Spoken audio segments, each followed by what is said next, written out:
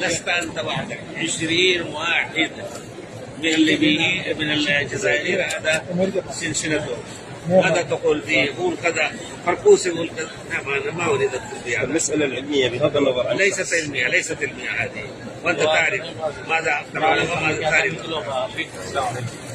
تسمع من فلان وفلان وتطير في الهواء أن فلان قال. مرة قلت يا أخي اترك هذه الأشياء وعامل ما هو معروف، وهذا إذا كان مخالف اتركه. راح نشر في يوتيوب قال وصي الله سألته فقال اتركوا فركوس. شوف هذا هذا الخائن هكذا.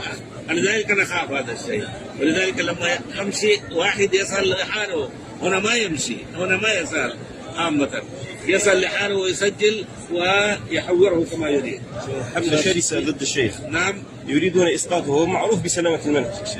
هذا الذي أعرفه. إن كان بعض الأشياء عنده مؤاخذة من العلماء اعترضوا لا تأخذوا، وإلا هو الحمد لله هو المعلم للتوحيد الخالص هناك، هذا لا يؤمن به.